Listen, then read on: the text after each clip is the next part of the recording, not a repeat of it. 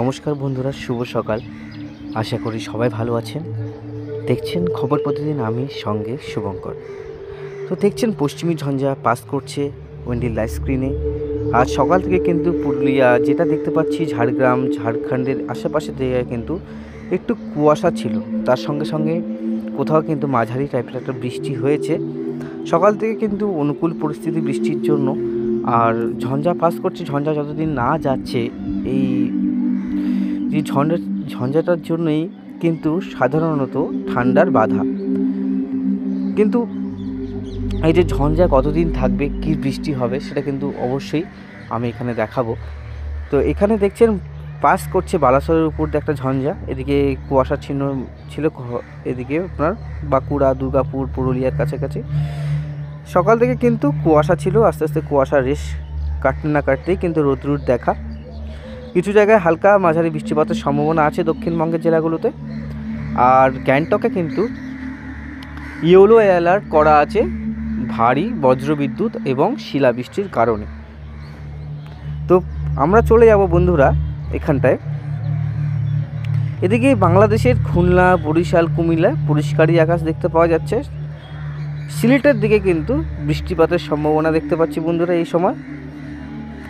আপনারা যদি ওখানে থেকে থাকেন, বাংলাদেশি যারা আমরা বন্ধুরা আছেন, সিলেট, ময়মনসিংহ, ঢাকা, কুমিল্লা, খুলনা, বরিশাল, কলাপাড়া, কলকাতা, খড়গপুর আশেপাশে জায়গাগুলোতেই, মানে এটা হচ্ছে আমাদের বাংলাদেশের এদিকটা। এদিকে আমাদের কলকাতা, আমাদের পশ্চিমবঙ্গ, এদের পশ্চিমবঙ্গের উপরে কিন্তু এই ঝঞ্ঝাটা দক্ষিণবঙ্গের উপর দিয়ে যাচ্ছে। আগামী 48 ঘন্টা বৃষ্টির কন্টিনিউ করবে, হালকা থেকে মাঝারি টাইপের বৃষ্টি যেটা হবে, ভারী বৃষ্টির এখন সম্ভাবনা নেই। তো যে ঝঞ্ঝাটা আসছে, কীভাবে আসবে আর একটা ঝঞ্ঝা, সেটা আপনাদেরকে দেখিয়ে দিই বন্ধুরা। তো দেখুন, জগদলপুর তালার কাছে কাছে ঝঞ্ঝা আছে, তার সঙ্গে সঙ্গে গ্যাংটক, সিকিম এবং বাংলাদেশের কাছে, ঢাকা, বাংলাদেশ, শিলচর, আসামের কাছে এই যে ঝঞ্ঝা সেটা চলে গেছে জোরহাট, ডুবরিগড়। আগেই বলেছিলাম আসামের দিকে একটু ভালোই বৃষ্টি হবে। আজ রাত্রেবেলার দিকে যদি যাই বা দুপুরের দিকে যাই, সেরকম কোনো কিন্তু হালকা একটা মাঝারি বৃষ্টিপাত এসব জেলাগুলোতে আছে। আপনার সমুদ্রের অঞ্চলে যে সেটা আছে, সুন্দরবন অঞ্চল, সেখানে কিন্তু একটা সম্ভাবনা আছে বন্ধুরা। আস্তে আস্তে কিন্তু ঝঞ্ঝাটা পাস করবে। আমি আপনার মেঘমালাতে নিয়ে গেলে আপনারা বুঝতে পারবেন বন্ধুরা। দেখুন, মেঘমালাতে যাওয়ার আগেই, দেখানোর আগে আমি একটা কথা বলে রাখি, 7 তারিখের পর থেকে কিন্তু আবার কিন্তু প্রবল ঠান্ডার সম্ভাবনা আছে। এটা এই যে ঠান্ডাটা কিন্তু আগের বারের থেকেও বেশি ঠান্ডা পড়বে বন্ধুরা, যেটা আমি আপনাদেরকে দেখাবো। আমি আগে মেঘমালাতে দেখিয়ে দিই। এই মেঘমালার দিকে দেখালে কালকের দিকে কিন্তু উত্তরবঙ্গের জেলাগুলিতে বৃষ্টিপাতের সম্ভাবনা আছে কিছু জায়গায়।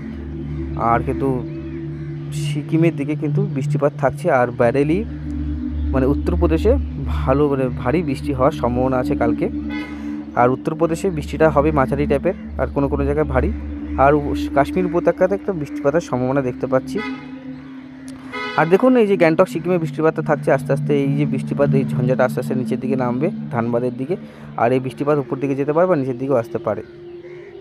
তো দেখা যাক কী হয়। যেরকম নিচের দিকে এসে গেছে, আস্তে আস্তে কিন্তু সেই ঝঞ্ঝাটাও দক্ষিণবঙ্গ বা উত্তরবঙ্গের দিকে ভালো প্রভাব ফেলতে পারে। আর সিকিমে কিন্তু ভালো বৃষ্টিপাতের সম্ভাবনা আছে, বজ্রবিদ্যুৎ সহ বৃষ্টিপাত সেটা হবে।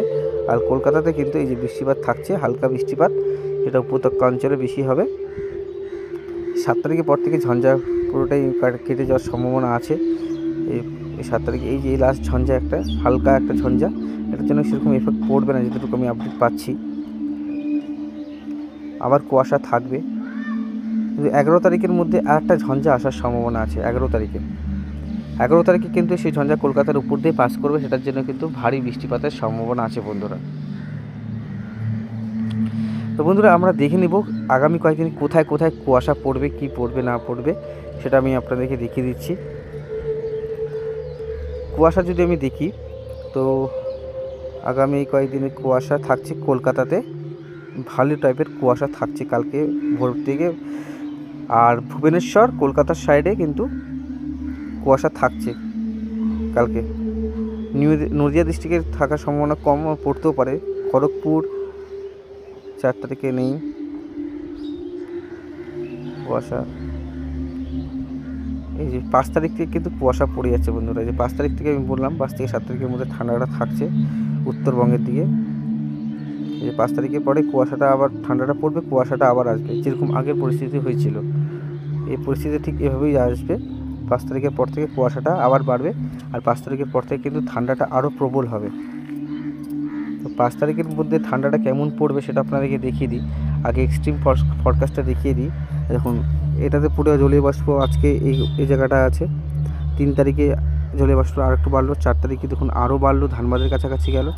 5 তারিখে কিন্তু আর কলকাতার কাছাকাছি চলে আসছে।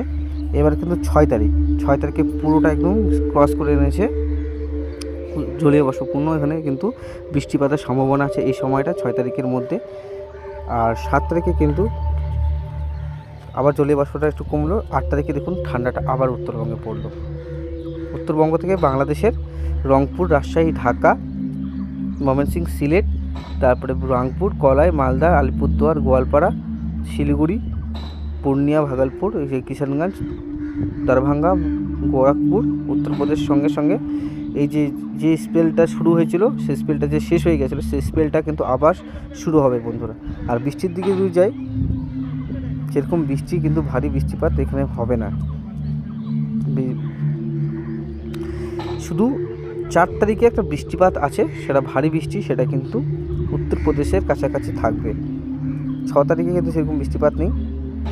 আর হাওয়ার দিকে বলা যায়, দেখি উত্তর দিনাজপুরের কিছু একটু হাওয়া চলছে এখন, কলকাতার দিকে সেরকম দেখাচ্ছে না সেরকম।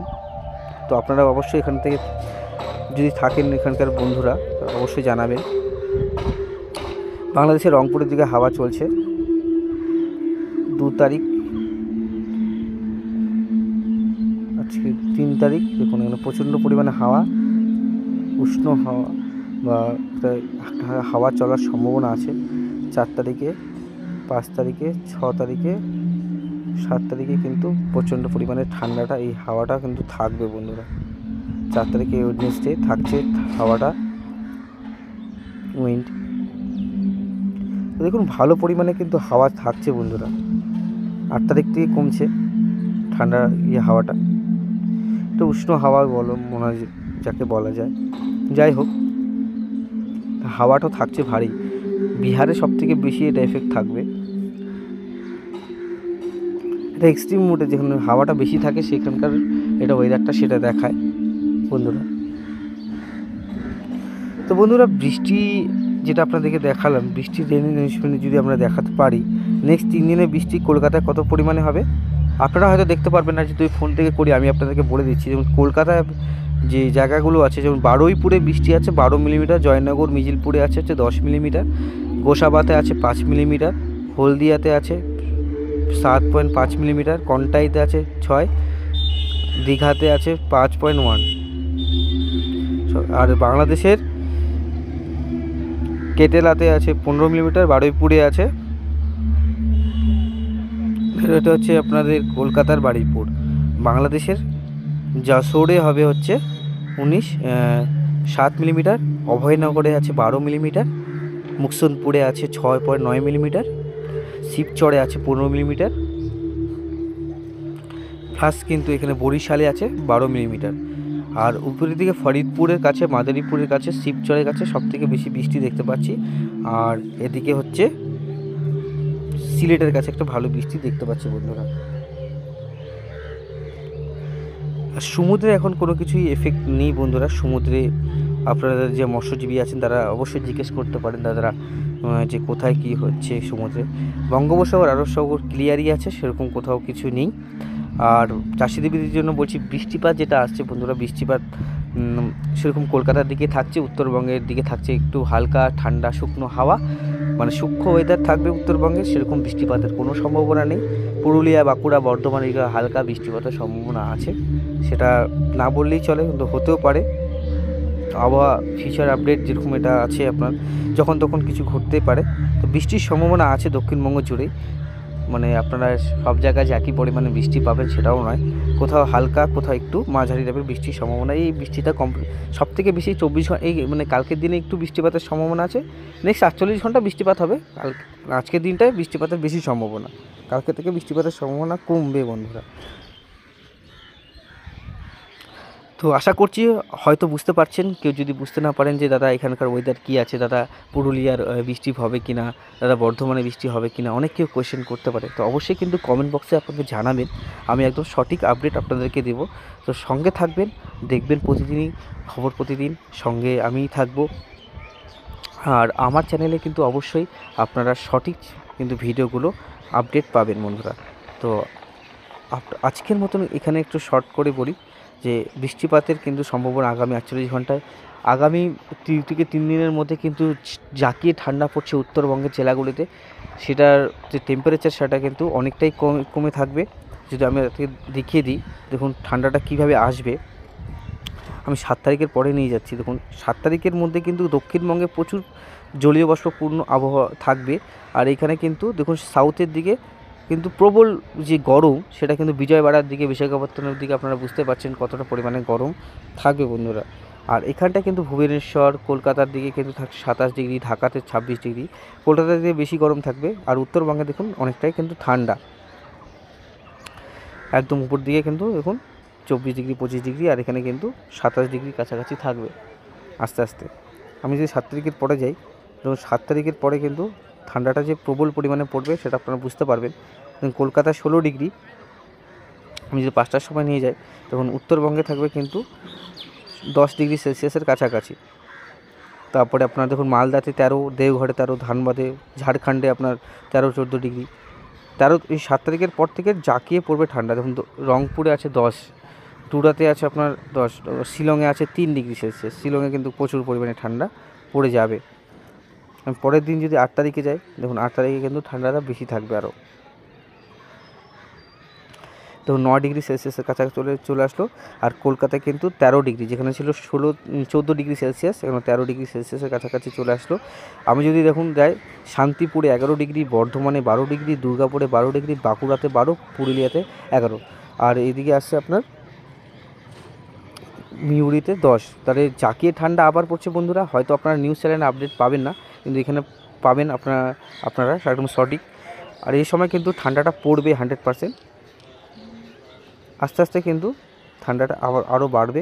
দেখুন কীভাবে বাড়ছে, আমি আপনাদেরকে লাইভ দিয়ে দেখাচ্ছি আপনাদেরকে। দেখুন এদিকে দেখুন উত্তরের দিকে 9 ডিগ্রি, আর এদিকে 13 ডিগ্রি ছিল। কলকাতায় 13 ডিগ্রি থাকবে 9 তারিখেও। দেখুন হালকা 1-2 ডিগ্রি কিন্তু আপনারা চেঞ্জেস আসবেই বন্ধুরা, 1-2 ডিগ্রি আপনার থাকবে এরকম। আস্তে আস্তে কিন্তু দেখুন কমবে, 100% কমবে।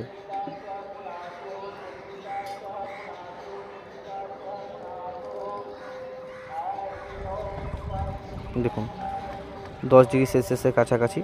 এদিকে রংপুরেও আবার এসে যে ঠান্ডাটা যে পড়ছে সেটা দেখুন 13 ডিগ্রির কাছাকাছি। আস্তে আস্তে ঠান্ডাটা আরও পড়বে। দেখুন ফাজিদাবাদ, কানপুর, ঠান্ডাটা থাকবে ভালোই। ঠান্ডা পড়ছে বন্ধুরা, 100% ঠান্ডা পড়বে আবার, নিশ্চিন্তে থাকুন। আরও তাপমাত্রা কমার সম্ভাবনা আছে, কয়েকদিন আমরা আপডেট দিলে বুঝতে পারবো। আপনারা এখন হয়তো বুঝতে পারবেন না, কিন্তু কি বলুন তো, আস্তে আস্তে আপনারা বুঝতে পারবেন। ঠান্ডাটা জাঁকিয়ে পড়বে উপর থেকে কিন্তু নিচে নামবে। আমি যে ইভিনিংয়ে যে আপডেট যদি দিই, অবশ্যই কিন্তু সেই জায়গাটা কিন্তু আপনারা বুঝতে পারবেন বন্ধুরা। সেখানে কিন্তু আপনারা ইভিনিংয়ের আপডেট পাবেন। তো সঙ্গে থাকবেন, ভালো থাকবেন আর সতর্ক থাকবেন, সবাইকে সতর্ক রাখবেন বন্ধুরা। সবাইকে ধন্যবাদ, সবাই ভালো থাকবেন।